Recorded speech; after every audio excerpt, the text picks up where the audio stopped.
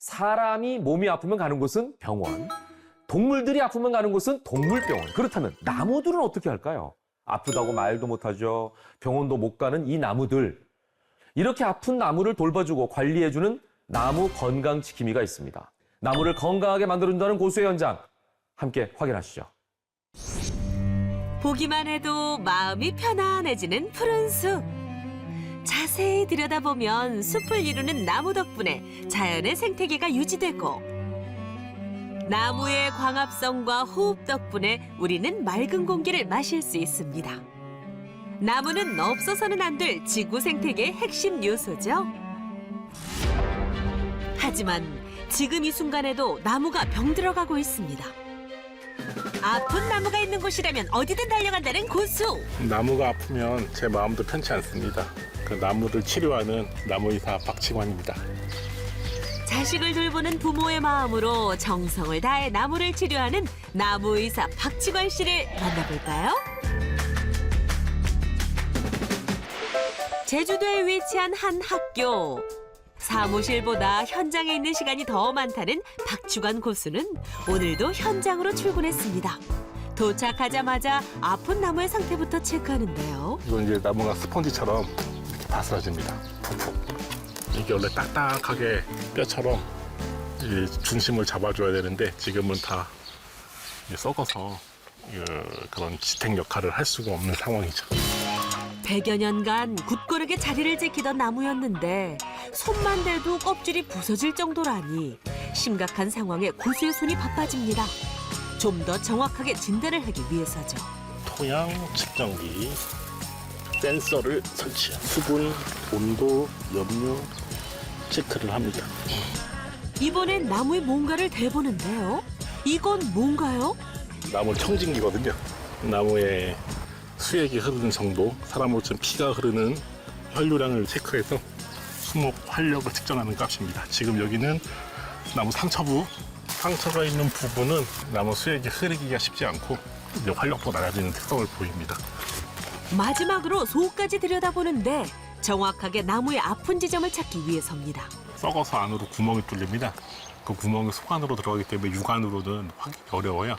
그래서 카메라를 집어넣어서 이게 어디까지 썩어 있는지 확인하고요. 수목외과 수술이라 그래가지고 나무도 사람처럼 수술을 해서 썩고 곪은 부분 다 도려낸 다음에 썩지 않게 방부 처리도 하고 살균 처리도 하고 더 이상 썩어 들어가는 것을 방지하는 처리, 쉽게 말해 부패 방지 처리까지.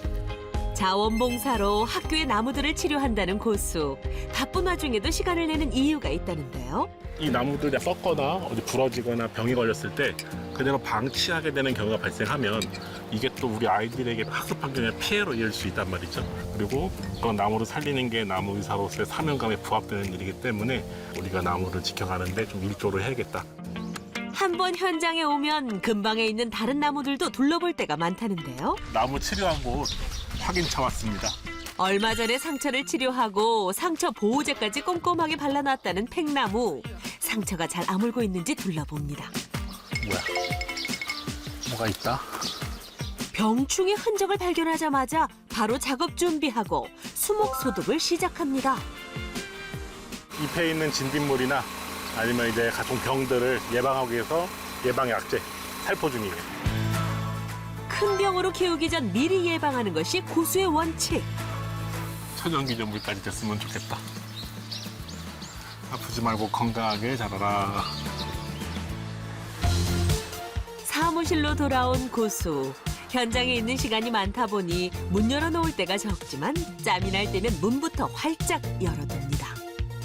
여기는 나무 약국이라고 해서 이제 간단하게 치료할 수 있는 부분들에 대해서는 이제 와서 상담도 하시고 처방해 드리면 직접 해볼 수 있게끔 약국을 마련했습니다.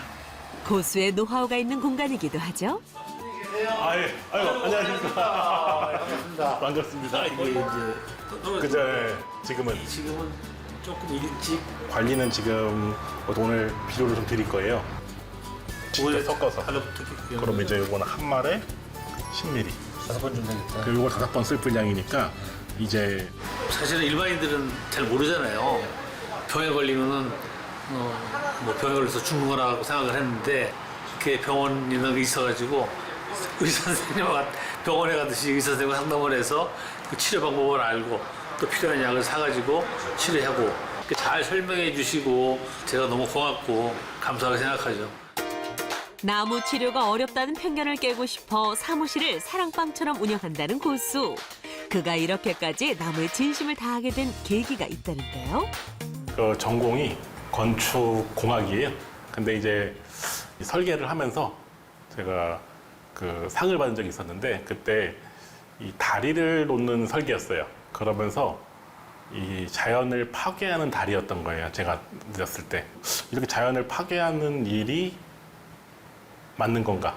이 의구심이 들었고 그때부터 이제 뭐 좀 회의감 들더라고요. 이후 원예학과로 편입해 자연과 함께하며 나무에 대한 애정이 더욱 커졌다는 박치관 고수. 2020년에 나무의사 자격증을 취득했다고 합니다. 그날 오후 특별한 일정이 있다고 해서 따라 나섰는데요. 감귤 농장 아닌가요? 최근 제주의 감귤나무에 수집병 발생이 늘고 있어 농민들의 걱정이 이만저만 아니랍니다. 수집병 같은 경우는 이제 저런 걸로 이제 많이 고사되니까 이제 문제가 심각하긴 하죠. 한번 걸리면 나무가 죽어버리니까 나무 한 자체가 없어져 버리니까 뭐 생산량의 거의 90% 이상 출하 못하는 상황이 되니까. 병으로 치면은 검은 전문이병이라고 하거든요. 이제 곰팡이병의 일종인데 거의 10중 8구는 상처에 의한 감염이 상처. 속 끓이던 농민들의 질문이 쏟아지는데요. 그런 것을 뿌려내고 네. 저희 황토를 뿌려야 되는 건지 아니면 그냥 그 상태에서 사람 똑같이 여기 그 고름을 빼내지 않고 하면은 안에서 곰듯이 똑같습니다. 농민들의 땀과 노력이 물거품 되지 않도록 예방법과 치료법을 아낌없이 나눕니다. 이 나무가 갖고 있는 과거와 역사 그리고 추억 뭐 이런 것들이 다 함께 묻어져 있는데 이 나무가 그냥 의미 없이 잘리거나 없어져 버리면 그것도 같이 사라진다 생각을 합니다.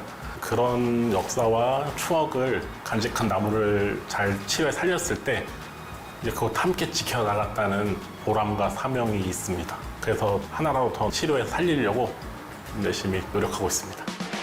나무를 위해서라면 어디든 달려가는 박치관 고수. 그가 간직한 꿈은 뭘까요?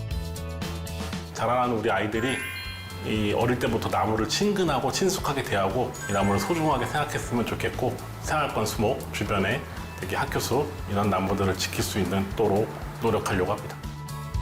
박치관 고수의 숨은 1%는 나무와 자연을 사랑하는 마음입니다.